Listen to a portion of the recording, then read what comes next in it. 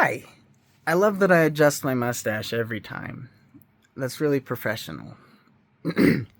This second video is about science and religion. And I just want to. So I had a friend who was Pentecostal. He was really devout. He, he believed in Jesus. He believed in his church. Um, and then I think kind of partly between his brother not being really involved in church, but partly because he discovered science and got really into it, he kind of got to a point where he just was like, wait a minute, science says that this can't happen, so I can't believe in God anymore. Um, and it's kind of sad because then he now he's agnostic, so he still thinks that God could be real, but until he sees that evidence that he is, like, right in front of his face, like God showing up and being like, behold, I am God, and doing something amazing, like, I don't know, maybe he does a triple backflip or something, but like doing something amazing to prove that he's God. That was a joke, please don't kill me. um, but like, he's in that position now where he can't believe anymore because he's been lied to.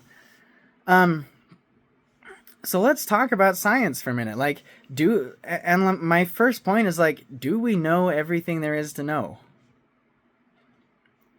And I think the answer is no. Definitely no. Unequivocally no. I'd love to see someone come up and say, yeah, we know everything. We don't. We don't know everything. Question number 2. Do we know how much we've discovered?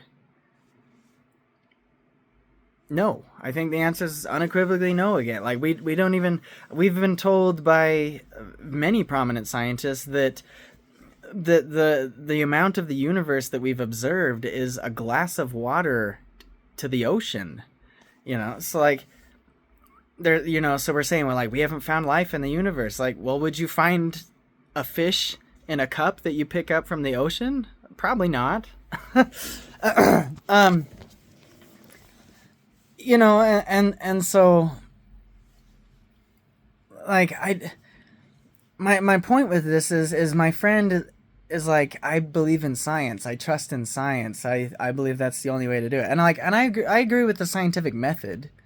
Like, yeah, you should test things to find out if they're true or not, but faith does not operate in the realm of science. Faith is something that I firmly believe that well, science and faith are always going to seem like they're on opposite teams because faith is a conscious thing. Faith is something that's fluid and can move, and so let's assume for a second that God's real and does not want his children to know who he is. Let's say because he's running a big test to see if we're capable of becoming like him. Let's just say. I mean, where did I get that idea from? Um, would it be possible to find him? No, you'd need a device that is more powerful than God to do that. You'd need a device that can see everything in the universe at the same time, process all of that data simultaneously to be able to locate where God is. Because if if you could see everything all at once, there'd be nowhere he could hide. But frankly, we can't do that, and so God can always be in a place where we can't look.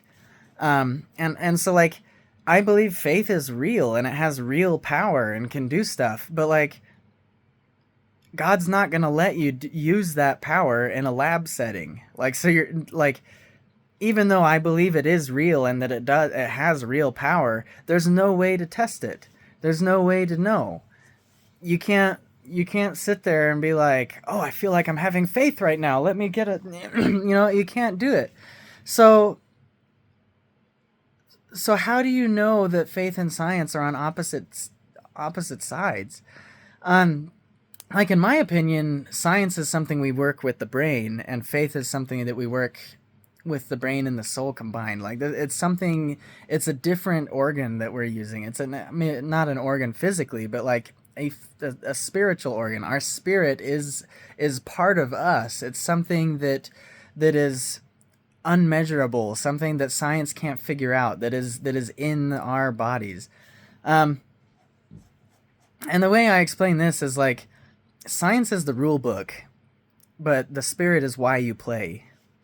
Um, science can tell you everything you need to know about the game, everything you need to know, and any rule you need to know, anything you need to look at, you can look it up in the science rule book, but it will never tell you why you're playing the game. It'll never tell you that because there's no way to measure it, and that's because I think because it's the spirit. That's a different thing. Those are things that you have to test and find with the spirit. Um, and I think a good case in point of this is like is found in the Book of Mormon, where Alma talks about the how to develop faith and how to discover God. And he says that when you're ready, you plant a seed, and then you wait for that seed. You do all the things to plant the seed. So you dig some dirt. So maybe that's like going to church, reading some scriptures. You put the seed in there, you cover it back up with dirt, so maybe that's, and then you water the seed like you would normally. You water the seed, and that's endurance. That's sticking with it. That's like, I'm gonna go to church one time, and if God doesn't like show Himself to me, then I'm not gonna believe. No, it's more like, I'm gonna try out church for a while. I'm gonna maybe I would say the best way to do it is to, like, I'm gonna go to church and apply what they teach to my life and make changes in my life to see what it does. You don't have to stick with it forever. You don't have to remain religious. If you don't have the experience you think you're looking for, then you're not. Don't stick with it. And that's exactly where Alma's analogy comes in so awesome, because then he says a good seed will sprout and a bad seed won't. So if you sit here and you go to church and you're doing all the stuff you need to do and you're getting nothing after like a month, your life's the same it was. And I'm not saying like just do some things every day. I'm saying like make real change, do something different in your life, and that's how you're gonna find out that it's a good seed. Because when you've watered the seed, when you've planted the seed, when you've made those changes, the seed will grow. So, and then once you've seen maybe some repercussions of those after maybe 6 months of going to church and making changes to your life, and you say, hey, I am living better, you're going to be like, okay, so this was a good seed because I'm experiencing good things. Now let's see what kind of fruit this seed produces. And keep watering the seed. Keep digging, keep nurturing the seed, keep going to church, keep reading the scriptures, get more involved, try to get deeper into it. The deeper you go, the more the tree will grow until it gets to a point where it's producing fruit. And at the point where it's producing fruit, the tree can still die. Like, you can still fall away and choose to stop nurturing the tree, but as long as you keep nurturing that tree, you're going to know that it's a tree. You're going to know that it's a good tree. You're going to know, and that's exactly how it works with science and God. Like, if you're just going to try and probe and like find God with some scientific instrument, you're never going to, because that's not how you plant a tree. You don't like look at your garden plot and then run all these tests to see if there's a seed in the soil. Because if there's not, there's not. So put a seed. What you need to do is put the seed in the soil. So you need to, and we have thousands of years of people telling you how to do this through the Bible, through the Book of Mormon, through all of our prophets. You just need to work at it. You need to make changes to your life. You need to actually apply what the gospel teaches to yourself. So that's a brief side tangent, but like let's get one more thing I want to talk to you about science. Is all these my Pentecostal friend who's now agnostic, and he's looking at science as if it's this thing that knows all the answers. And pure science gets very close to that. Pure science, like the real laws. I would call it eternal law, but I think you would say it's, a fundamental law, or it's not a theory, it's not a hypothesis. This is a law. Like, pure science is all laws. I don't think there are any theories. There are no theories. There are no hypotheses. There is only laws. and that's what science is. But this guy, he's looking at science as if we already have those laws, and we don't. We have hypotheses and theories. Another way to put this, science is a thing, but we're looking at it through a human lens. So like we're looking at science through these glasses that are tainted with human understanding and human knowledge and human limitations. And so science, when a scientist discovers something, and then 10 years later we find something else that changes how that scientist understood that's an example of showing that it's not a pure lens. We didn't understand the science the way that it is. We understood an aspect of it, but not the whole. And so like when you're looking at science, there is not a single human on earth who is not looking at science through a human lens. It's impossible. No, we are never going to know how much there is to know, and we're never going to know the complete story until it's complete, until it's done. And I do believe there probably is a limit to science at some point, but we don't know when that point is. When we don't even know. Are we 10% through the rule book? Are we 20%? Are we 90%? I bet we're not even 5%.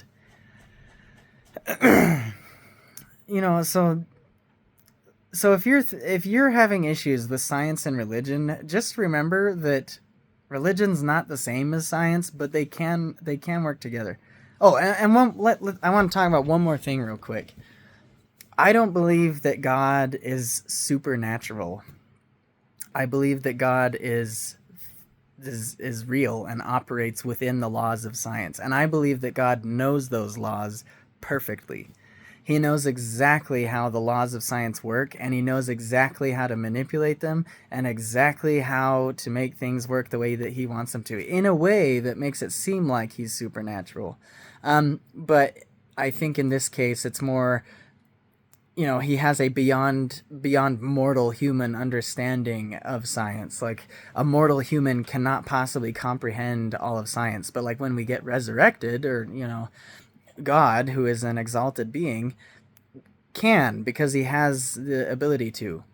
My point with this is when, like, great example I think is when Jesus is doing the water, for changing the water into wine. He asks for dirty water, and I am purely going off conjecture right now, so this is complete speculation. Don't take this as what it means, but like Jesus asked for dirty water, and I think there's a spiritual moral to that, but I think there could be a scientific one as well. And maybe that's that when Jesus is changing the water, he is doing a reaction of some sort. Maybe he is doing a chemical reaction that is literally changing the molecules of the water, because ultimately that is what happens, right? The molecules of the water have to change to something else in order to be wine. I think if we looked at a wine molecule, I'm not a wine expert, so I don't know what a wine molecule looks like, but I imagine it would be more than a hydrogen molecule with 2 oxygen molecules on it, because then it would be water. That's one of those scientific laws. If you have a hydrogen molecule with a hydrogen atom with 2 oxygen atoms, or 2 hydrogen atoms and 1 oxygen atom, you have water. And there is no other way to that we know of that you can look at that. That is what that is. And I firmly believe that since wine has a flavor and a different color, that it might include different molecules. So when Jesus is asking for dirty water instead of clean water, if there's only hydrogen and oxygen in the clean water, maybe it's not possible for him to change it into wine. Maybe he needed the dirty water because it had molecules in it that were not water molecules that he could then use to reconfigure the molecules into wine. The superstitious part where people, I think a scientist would understand that. I think the superstitious part is, how did he do that? And I would say that's some sort of quantum law that we don't understand. Perhaps quantum entanglement of some kind. Perhaps God. I would. I've had it explained this way: God science is not about making the engine run. We have to crush things together, explode things to make things operate. God can talk to it. This comes down to a perspective. I don't know the name of the term, but basically the idea is that everything has intelligence and therefore can be reasoned with on some level. I'm not saying reasoning like if therefore I am. Like I don't think a rock is intelligent enough to, but I think a rock does have intelligence enough that if God told the rock to move, it would. And it would do that via science. There would be some process that happened that made the rock move. So yeah, this is a bit longer of a video, but I think I said everything that's pretty. I think I said some cool stuff. So hopefully you appreciate it. And if you don't see this video, it's because I erased it. Anyway, bye.